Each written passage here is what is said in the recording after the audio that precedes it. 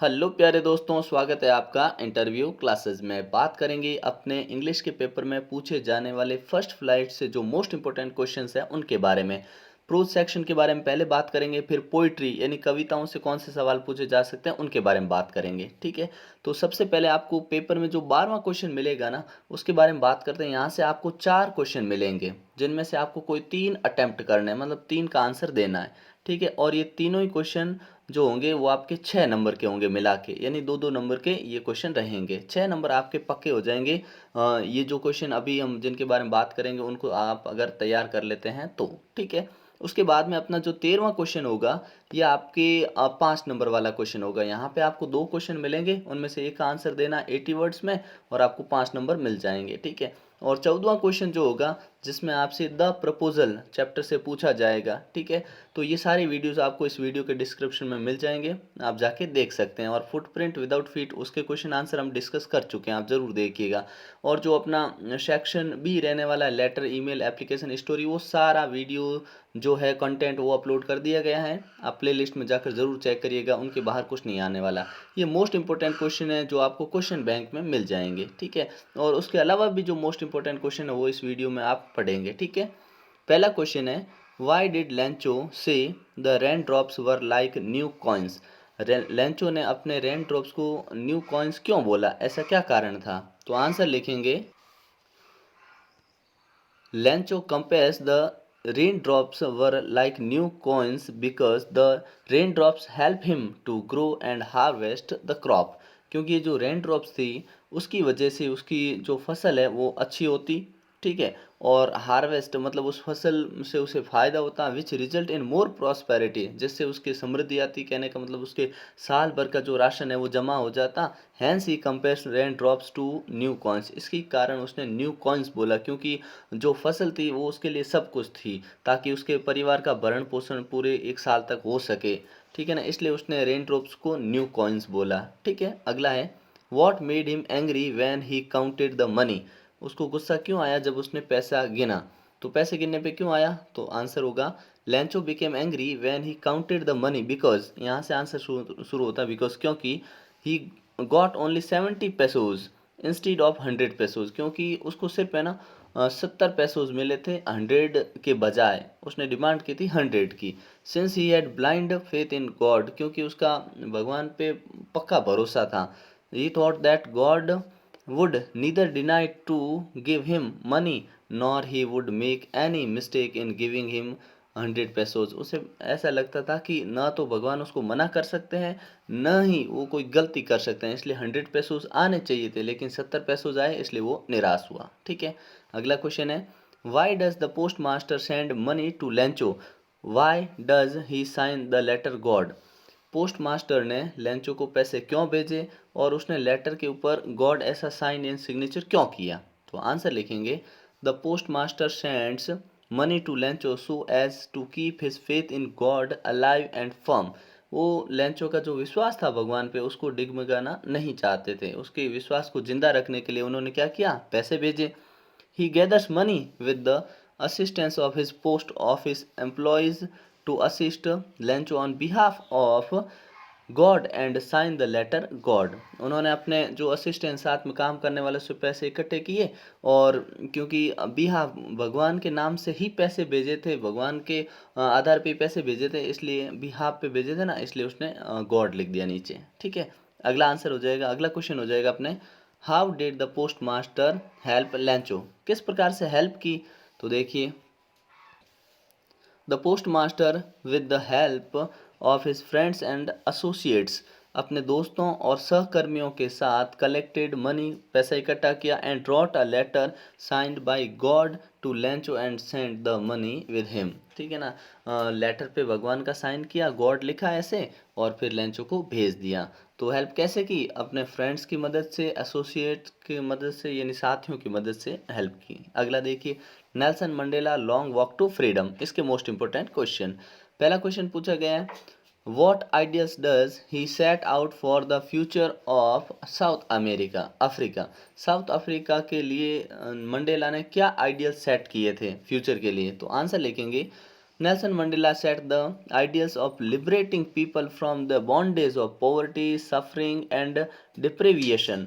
कहने का मतलब उन्होंने जो लिबरेट आज़ाद किया लोगों को गरीबी से, सफरिंग दुख जो था, डिप्रिवेशन जो अलगाव था, अलग रहने का भाव था. He also set the ideals for a society where there would be no discrimination supporting based on a gender or racial origins. ऐसी एक सोसाइटी बनाने बनाने का आइडियल प्रस्तुत किए जहाँ पर जेंडर और रेशियल लिंग और उनके कलर के आधार पे उन पे भेदभाव नहीं किया जा सके. ठीक है, अगला क्वेश्चन है why were two national anthems sung. दो राष्ट्रगान क्यों गाए जा रहे थे. नेशनल एंथम यानी जो उनके देश में जो गीत गाए जा रहे थे, तो दो क्यों गाए जा रहे थे. To symbolize the equality of blacks and whites and the end of apartheid. क्या, एक तो ब्लैक और वाइट की इक्वलिटी समानता को दिखाने के लिए, और जो एंड हो गया था अपार्थाइड यानी रंग भेद की नीति जो थी वो खत्म हो गई थी. टू नेशनल एंथम्स वर संग on the day of the inauguration के दिन इसके कारण दो नेशनल एंथम गाए जा रहे थे. ठीक है, अगला क्वेश्चन देखते हैं.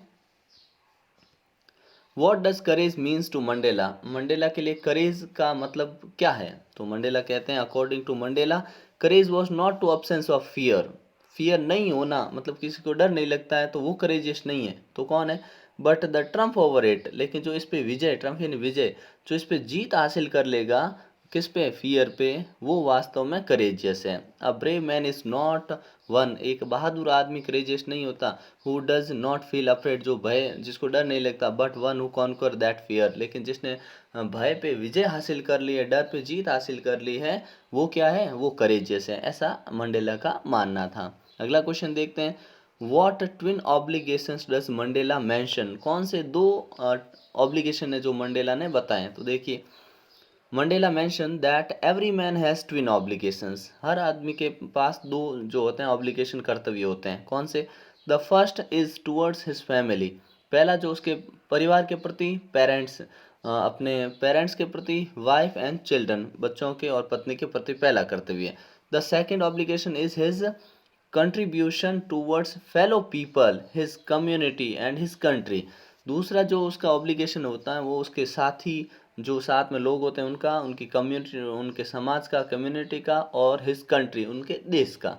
ठीक है ना, इनके बारे में ये दो ऑब्लिगेशन थे. पहला किसके, फैमिली, पेरेंट्स और वाइफ चिल्ड्रन के बारे में, और दूसरा क्या होता है, दूसरा होता है अपने देश के लिए. ठीक है ना, ये दो कर्तव्य है व्यक्ति के. अगला क्वेश्चन है अपना, why did such a large number of international leaders attend the inauguration? What did it signify the trump of it? ठीक है, तो ये इतनी गैदरिंग, बड़ी नंबर पे गैदरिंग क्यों हुई थी इनोग्रेशन पे. ठीक है, और फिर बोला है कि why did it signify the Trump of, और इसको सिग्निफाई यानी विजय का संकेत क्यों माना गया है, क्या कारण है. तो देखिए, by being a part of inauguration, international leaders showed a gesture of solidarity. solidarity का मतलब जहाँ साथ में रहते हैं जो, एंड सपोर्ट, और अपना जो सपोर्ट बताने आए थे to the idea of the end of apartheid. जो ये इतनी बड़ी इंटरनेशनल लीडर्स की गैदरिंग थी, वो एक शो करना चाहते थे. किसको, सॉलिडेटरी को और सपोर्ट को. किसके खिलाफ, जो एंड हुआ था अपार्थाइड का, जो रंग भेद की नीति थी वो खत्म हुई, उसको बताने आए थे कि अच्छा काम हुआ है. It signified that triumph of good over evil. और ये क्या दिखाती है कि अच्छाई की जीत हुई है किस पे, बुराई पे. And the creation of a tolerant society without any discrimination. जहाँ पे एक ऐसी सोसाइटी बनेगी जहाँ पे किसी भी प्रकार का डिस्क्रिमिनेशन नहीं होगा. ठीक है, अगला क्वेश्चन देखते हैं. Two stories about flying. First flight chapter से आपने, ठीक है ना. तो पहला देखिए, why was the young seagull afraid to fly. ये छोटा जो सीगल था वो उड़ने से क्यों डरता था. The young seagull was afraid to fly because it was his first flight. क्योंकि ये इसकी पहली फ्लाइट थी. And he feared falling and hurting himself. उसे लगा कि वो गिर जाएगा और वो हर्ट हो जाएगा. The seagull thought that his wings would not support him while flying. उड़ने के दौरान उसके विंग से सपोर्ट नहीं करेंगे, ये उसका मानना था, इसलिए वो डर रहा था. ठीक है, अगला क्वेश्चन देखते हैं. What was the reaction of his family on the seagulls soaring successfully. जब उसने पहली उड़ान भर ली तो परिवार का जो अपने जेस्चर था या रिएक्शन कैसा था. तो आंसर लिखेंगे, when the seagull When the young seagull finally he took his first flight, all the family members celebrate his victory by cheering and dancing around him. क्या आंसर लिखेंगे कि वो उसको चीयर कर रहे थे तो उसके चारों ओर डांस कर रहे थे। इस प्रकार से उन्होंने अपना रिएक्शन दिया था। अगला देखते हैं, टू स्टोरीज अबाउट फ्लाइंग का अपना जो है इसमें ब्लैक एरोप्लेन वाली स्टोरी है उसके क्वेश्चन। ठीक है, I will take the risk, what is the risk, why does the narrator take it. Risk क्या था और नरेटर इसको क्यों ले रहे थे, तो आंसर लिखेंगे the risk here refers to the risk of flying through the storm and black cloud. एक स्टॉर्म तूफान में और काले बादलों में उड़ना रिस्क था। The narrator took the risk of flying through the black clouds because, और रिस्क क्यों ले रहे थे, because he wanted to reach his home and meet his family, क्योंकि वो घर जाकर अपने परिवार से मिलना चाहते थे। अगला क्वेश्चन देखते हैं, what made the woman in control centre look at the narrator strangely. किस चीज़ के कारण जो कंट्रोल सेंटर में जो वुमन बैठी थी उनके नरेटर की तरफ अजीब ढंग से देख रही थी, तो आंसर लिखेंगे the woman in the control centre looked at the narrator strangely because, क्योंकि the narrator asked her about the black aeroplane but he saw no plane except the narrator's plane in the sky during the storm. उसने narrator ने जब उनसे कहा कि वो black aeroplane कहाँ है, तब उन्होंने कहा कि वहाँ पे कोई एरोप्लेन नहीं था एक्सेप्ट इनके अलावा, किसके अलावा, नरेटर के एरोप्लेन के अलावा वहाँ पे कोई एरोप्लेन नहीं था। इन the sky during the storm, तूफान के अंदर आसमान में कोई और दूसरा एरोप्लेन नहीं था। अगला देखते हैं, from the diary of Anne Frank, जो अपने एना फ्रैंक है उसकी डायरी से। ठीक है, पहला क्वेश्चन है, why does Anna want to keep a diary. बहुत इंपॉर्टेंट क्वेश्चन है, एना डायरी रखना क्यों चाहती थी, तो Anna wanted to keep a diary because she did not have a real friend, क्योंकि उसका कोई रियल फ्रेंड नहीं था। She thought that paper had more patience than people, उसका मानना था कि paper had more patience, paper के पास ज़्यादा धैर्य होता है मुकाबले किसके, लोगों के मुकाबले पेपर में ज़्यादा धैर्य होता है। अगला क्वेश्चन देखते हैं, why did Anna think she could confide more in her diary than in people? लोगों से ज़्यादा confide in भरोसा होना, क्यों ऐसा वो एना थिंक मतलब सोचती थी कि लोगों से ज़्यादा उसको डायरी पे भरोसा था, तो आंसर लिखेंगे Anna felt that paper had more patience than people to concentrate on her flight. वो मानती थी कि जो लोग होते हैं उनमें धैर्य इतना नहीं होता जितना कि पेपर में होता है। So it was easier for her to write down all types of thoughts, क्योंकि वो हर टाइप के थॉट है वो पेपर में लिख सकती थी, विच she had in her mind, जो भी उसके माइंड में हो। Her personal diary wasn't meant for anyone else to read, और इसकी डायरी को और कोई पढ़ भी नहीं सकता था। लेकिन अब अगर वो अपने विचार किसी को बता दे तो हो सकता है वो आगे से आगे ऐसे लोग बताते रहें, लेकिन डायरी के मामले में ऐसा नहीं था। अगला क्वेश्चन है अपना, why does Anne provide a brief sketch of her life. तो देखिए एना ने अपना जो ये है ओवरव्यू है वो क्यों लिखा है डायरी में, by providing the brief sketch of her life Anne wants to give an overview of her family. वो अपने परिवार को ओवरव्यू देना चाहती थी, रिलेटिव्स एंड हर एज, जो उसके रिलेटिव थे और उसकी एज के जो भी थे। This helps the reader to develop a connection with the author, और इससे रीडर और जो अपने ऑथर थे, ऑथर जो लिखने वाला होता है वो मतलब है ना, इनके बीच में क्या होता है, एक कनेक्शन डेवलप होता है, जिसके कारण उन्होंने ये ब्रीफ स्केच लिखा है लाइफ का। ठीक है, अगला देखते हैं, glimpses of India a baker from Goa. अब बेकर फ्रॉम गोवा क्योंकि इसमें पार्ट है तो पहले बात करेंगे अ बेकर फ्रॉम गोवा से। ठीक है, what are the elders in Goa nostalgic about. Nostalgic मतलब होता है जिनमें अपनत्व का भाव हो और घर जैसी फीलिंग हो। ठीक है ना, तो ऐसा क्या था। ठीक है, तो लिखेंगे the elders in Goa are nostalgic about, किसके बारे में, the good old Portuguese days spent and their love for bread and loaves. उन लोगों के लिए क्या पुर्तगीज पुराने दिनों में पुर्तगीज में ब्रेड के और लोव के प्रति जो लगाव था वो उनके लिए नॉस्टैल्जिक था, उनको याद आती थी पुरानी चीज़ें। ठीक है, अगला देखते हैं, where were the monthly accounts of the baker records. बेकर के जो मंथली अकाउंट थे वो कहाँ रिकॉर्ड रखे जाते थे, तो देखेंगे monthly accounts of the baker were recorded on some wall in the house with a pencil. Pencil से पेंसिल की मदद से वो लिख दिए जाते थे घर की दीवारों पर, ठीक है ना। अगला देखते हैं, what was a jackfruit like appearance means. Jackfruit की अपीयरेंस जैसे से क्या मतलब हुआ, आप जानते हैं जैक फ्रूट कैसा होता है, थोड़ा मोटा, नीचे से ऐसे मोटा होता है। तो देखिए jackfruit like appearance means a plump physique. Plump यानी फूला हुआ शरीर, ऐसे, ठीक है, जैक फ्रूट ऐसे, ठीक है ना, ऐसा फूला हुआ शरीर, फिजिक जिसकी फूली हुई हो, है ना। A baker use to resemble such a physique since it was believed that he and his family never starved. उनकी ये फिजिक देख के लगता था कि वो और उनका परिवार कभी भी भूखे नहीं रहते थे, ठीक है ना। अगला है, why did the writer not wash and clean his mouth. Writer ने अपना जो माउथ और क्लीन क्या, माउथ और वॉश क्यों नहीं धोया था। Why did the writer not wash and clean his mouth, अपने मुंह को धोया और साफ क्यों नहीं किया था।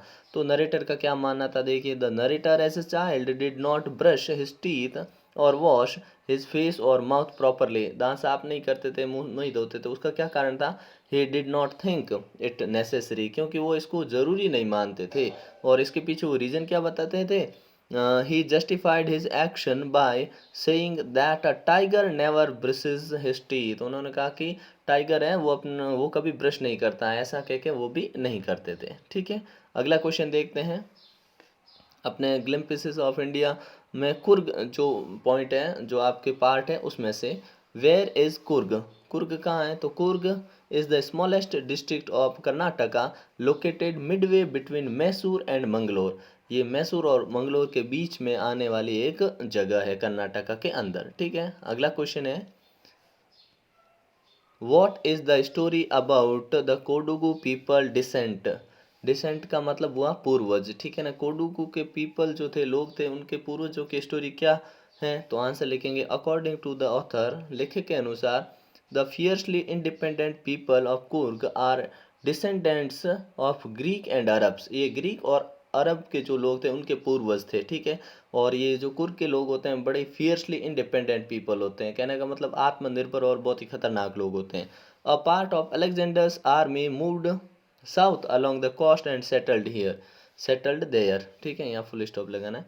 और ये यहाँ से अलेक्जेंडर की आर्मी के साथ आए थे और यहाँ पे आके यहीं पे सेटल हो गए थे, ठीक है। अगला है अपने इसी का पार्ट है, टी फ्रॉम आसाम, ठीक है। देखते हैं इसके important questions. What is the Chinese legend associated with the discovery of tea? Discovery मतलब चाय की खोज के बारे में चाइनीज लेजेंड है वो क्या मानते हैं, उनकी क्या थ्योरी है। तो देखिए, one Chinese emperor always boiled water before drinking it. एक चाइनीज एम्परर था, पानी को हमेशा वो पीने से पहले उबालते थे। One day a few leaves of the burning twigs under the pot fell into the water. एक बार कुछ पत्तियां उनमें आकर गिर गई। द रिजल्ट वॉज वंडरफुल, इससे बहुत ही शानदार परिणाम मिले। The water gave a delicious flavour, इससे उस पानी को एक फ्लेवर मिल गया बहुत ही शानदार, और इस प्रकार से चाय चाय का निर्माण हुआ या चाय बनी, ठीक है। अगला है मिसबिल द ऑटर चैप्टर से अपने। तो पहला क्वेश्चन इसमें पूछा गया है, why was the otter named Maxwell's otter. Otter को मैक्सवेल का ऑटर क्यों बोला गया है, तो देखिए, the otter was dubbed Maxwell's otter since it was Maxwell's horse. एक तो मैक्सवेल के घोड़े का नाम था आपने, ठीक है ना। दूसरा, Maxwell took the otter to the London zoological society named Mijbil, क्योंकि लंदन जूलॉजिकल सोसाइटी से लाए थे, इसके कारण इसका नाम रख दिया गया था, ठीक है। अगला क्वेश्चन है, वाई डज मैक्सवेल से the air hostess was the very queen of her kind.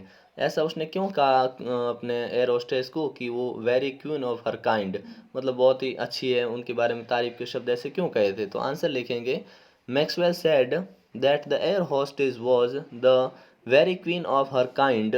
क्यों, because she was extremely friendly and helpful, क्योंकि वो काफ़ी उसके लिए फ्रेंडली और हेल्पफुल थी, ठीक है। He took her into confidence about the incident with the box, और जो बॉक्स में जो इंसिडेंट हुआ उसके बारे में वो उसको कॉन्फिडेंस में ले लेता है, इसके कारण वो मानता है कि ये जो एयर होस्टेस है the very queen of her kind, ठीक है ना। अगला है, what happened when the box was opened. क्या हुआ जब बॉक्स खोल दिया गया। तो देखिए, When the box was opened, Miss was out of the box in a flash. जो मिस था वो उस बार आ गया. He disappeared at a high speed down the aircraft. There were squeak and shrinks and a lot of chaos in the flight. वो बाहर आते ही flight के अंदर बहुत सारी chaos मतलब भगदड़ मच गई और लोग ऐसा जीव देखा तो लोग थोड़े परेशान होने लगे. ठीक है, तो ये घटना हुई जब उन्होंने बॉक्स को खोला. अगला है अपना chapter madam rides the bus. ठीक है. What was Valli's favourite pass time.